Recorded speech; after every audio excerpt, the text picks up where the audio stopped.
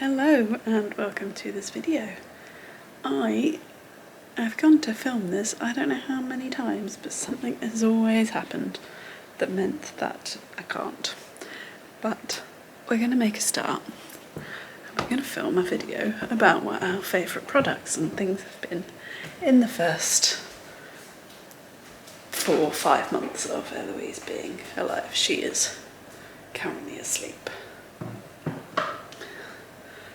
But that monitor is not going to feature in this video because that is a not new thing we've been using, but I was trying to focus just on the first 3 months. So I'm in the kitchen because I thought we'd start with feeding. So we, as you know, if you've seen some of my videos, are formula feeding. Right, let's try that again now that I've managed to finally get her back to sleep. Right, so where were we? Feeding. So obviously, as you know, if you've been watching any of my recent videos like this, we are formula feeding Eloise. If you want to hear a bit more why, I'll link a video up here. But that comes with some helpful stuff. The first one being our Tummy Tippy Perfect Prep machine. I think there's some controversy about this, to do with like cleaning and stuff, but if you follow the instructions it'll be fine. But this is a lifesaver in making bottles because it just does it all for you and it's quick, and I don't think we would have coped if we hadn't had the Tummy Tippy machine. We actually got this one free because we got it from Free Cycle, so also we didn't pay for it, so that's even better. But we use this all day every day, and I don't think it would have been half as easy without it, so very much recommend those if you are formula feeding. Also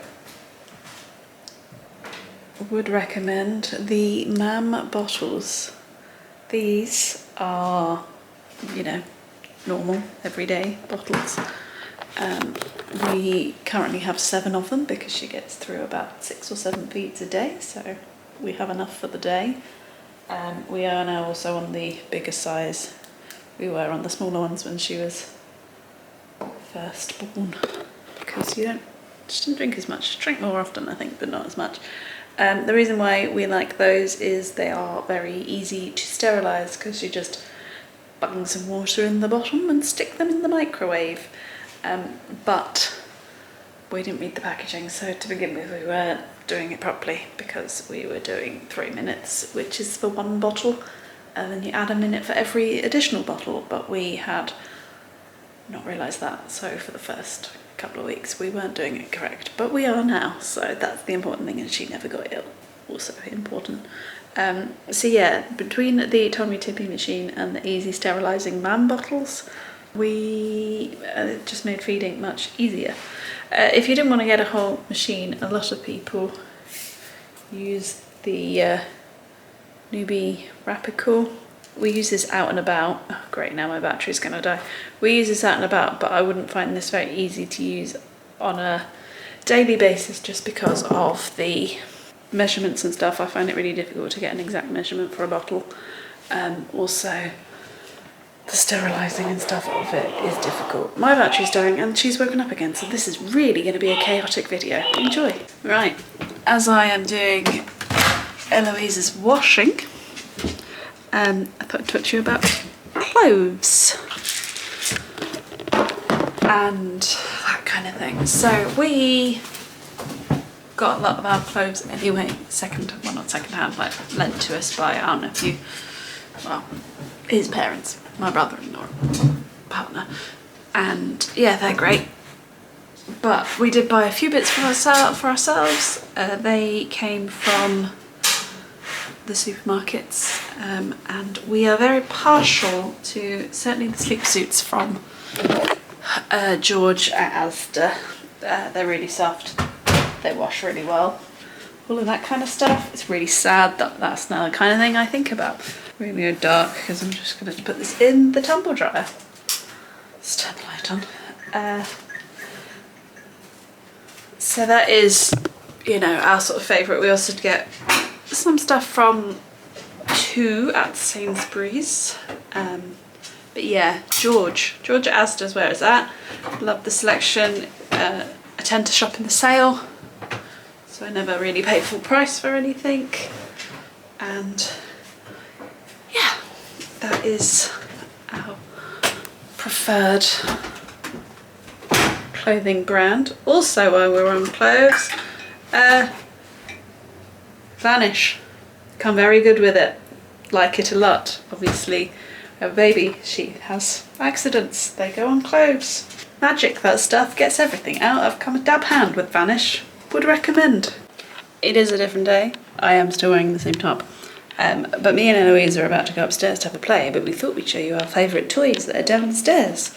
The first is in the dining room, and that is this thing, which is the most simple toy in the world, isn't it, Eloise? But this suctions onto the table, or in our case now the high chair table, or if we're out and she's got to sit on me like a restaurant table or something, and it spins. And from about 3 months, 2.5 months, she's really enjoyed watching it. She has started now trying to spin it herself.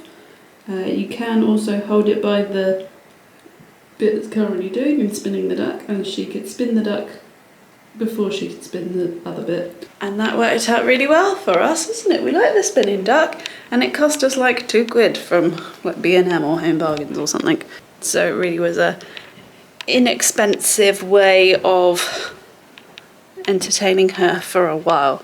The other thing is in the lounge, and we don't use it as much now because you're bigger and you don't go in your Moses basket because you've outgrown it, which I can recommend because we used to just have it on the coffee table there, and I used to put it in there. This play arch, so where the bee and the fabric butterfly and the ladybird is, that attaches with these onto the sides of stuff, i.e. the Moses basket, and she used to kick it, play with it. Basically it was a good way of seeing how she was developing as well, because when she started reaching out for it or that kind of stuff, before she'd just look at it. But it worked out as a good way of keeping her distracted while I ate some lunch and things like that, didn't it? Yeah, it did. And then most of her toys are upstairs in her room because of a certain dog that we own, Mr. Jeff, Mr. Jeff. Less so now, they're much better, and she can be on the floor with him in the same room without him getting too frustrated. But to begin with, we would come up here, we would shut the door, and yeah, and he would be out the room basically. But all of her toys are up here, so I'm going to put her down so that she can have a play now and talk about some of the other toys we like, okay? So a favourite for a long time is Freddy the Firefly here. He is one of the Lamar's toys, and he's got like crinkle paper wings and like rings that she can chew and stuff. I'll put it on in a minute for you. And things like that. And actually my friends bought that for her when she was born, and we're very glad that they did, because we didn't really have anything. And excuse now the tinny nursery rhymes, but we're glad they did because it gave us something to play with. It was good for like visual tracking and helping with that kind of. We've had a lot of use with Freddie. She now likes gnawing on the rings. Right, the other toy I wanted to show you was the Baby Einstein Play, Light and Go, whatever it is. It plays music. Oh, and it tells us colours, animals in English, Spanish and French. Not that we've got to that bit yet. But we use that pretty much every morning. There it goes. We use that pretty much every morning for some tummy time. It's with that she rolled over for the first time.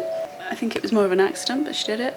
We used to do it up here on the changing mat, but obviously now she rolls. She now does it in her cot. Also said that she has an association with her cot, but it's just something I read online, that if they play in there, then they're more comfortable in there. They don't see it as a bad place for when we eventually move her in here permanently. That's a whole other aside and not about the toy, but it's good. The lights and the music keep her occupied, and she can now kind of press the buttons more with her forehead, to be honest. You playing with Freddie?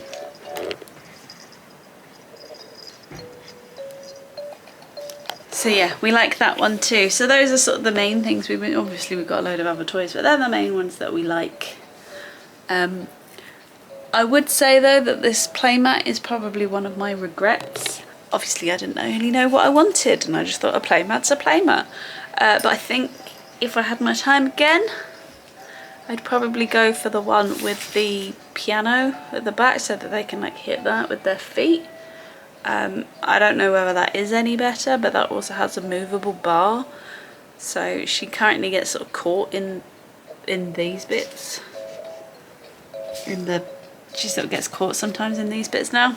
But then I have heard that that's quite narrow, so that doesn't really give them much space to move, whereas there's more space to move. So maybe there's pros and cons to both things.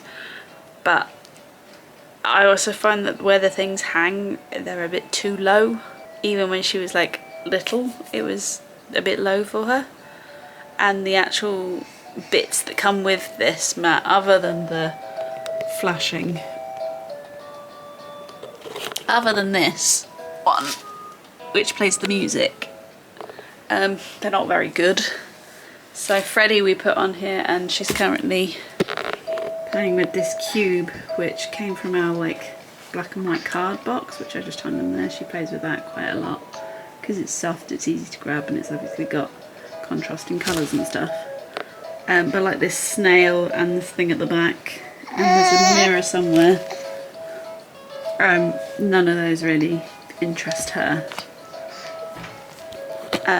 And the one that does is obviously, I think it's an otter or a beaver, not sure. Because it plays the music and there's a light, but it's also very hard, so if it whacks her in the head it can hurt a little bit. So yeah, that's probably one of my regrets. My other regret is that you saw her the earlier she was in the bouncer chair. I wish we'd put the bouncer legs on that earlier, because it makes it so much more portable. We used to just use it as the high chair. We used to use it as your high chair and carry it around, but I think if we'd had the bouncer legs on it, it might have made life easier, a bit easier for us, and we could still have put that on the dining table and only used it as the high chair when we had like more people around, like when our parents came to stay and stuff like that. We could have just put it into the high chair. Not that it really makes a big difference, but we're liking it with the bouncer legs. Are you trying to roll over, miss? Are you trying to roll over? So I was editing this vlog and realised that I didn't finish it. So because of that, it means that I can show you a couple more things on the whole sort of travel aspect. So one thing that we decided to do was wait until Eloise was born before we bought a sling. But then, because we were going to go and try some and that kind of stuff, but it turned out that we needed it very, very quickly. So we went with a recommendation, which was the Ergo Baby, and this is really comfortable. I find it very easy to carry her. I've obviously had a bad back throughout my postpartum-ness, as you may have known if you've seen some of my videos, but that sling has helped massively, and obviously walking him and having Eloise means that I do have to. I've tried doing it with the pram a couple of times and it's virtually impossible. So a sling has been very helpful. It also really helps her nap. So sometimes in those early days, if we were having a very bad day and she was not going to sleep, in the sling she went and I potted about. Along with the travelly stuff, we decided not to use the newborn first car seat thing. We went straight to this, which has a newborn insert in it.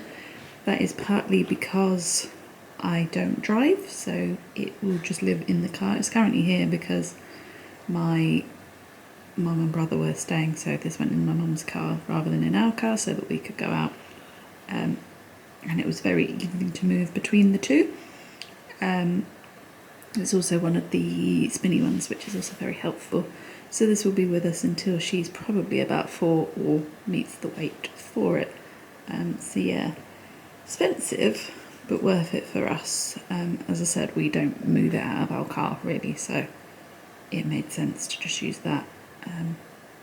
And then lastly, the pram. Currently the bassinet is being used as storage because she's not actually sleeping in that. It needs to go in the loft or something. We're now onto the full stroller version. But obviously for the first 3 months or so she was in the bassinet. Again, if you saw a vlog that I did, which I'll link up here for you, you know, we ummed and ahed about which pram to get. We just went for the one with the best deal. So we have the Mamas and Papas at Caro. I really like this pram. It is kind of bulky, but we live in Sheffield, so lots of hills, and that helps a lot, and it's very smooth to manoeuvre. The only downside I've found with the bassinet is that the top cover doesn't actually secure down, so if it's windy it flaps up, so if you're on the coast or something, probably would go for one that has a zip up bit. But yeah, really happy with our choice. Again, we have steps leading down to our driveway from our house, so it's a little bit awkward moving it out. It's a case of carrying it, which it is on the heavier side, but I'm not exactly the strongest person in the world and I can do it. So yeah, I think that's where I'm going to leave this. If there's any other sort of things that you think I've missed that you might want our recommendation on, if we've used anything or anything like that, then let me know in the comments below. But for now, I'm going to end this one here. So if you've enjoyed having a look at some of the products that we've been using in the first 3 months, although most of them we will be continuing to use, and what we've found has worked, please give it a thumbs up. If you haven't already, please go ahead and subscribe, and I will see you in the next one. Bye!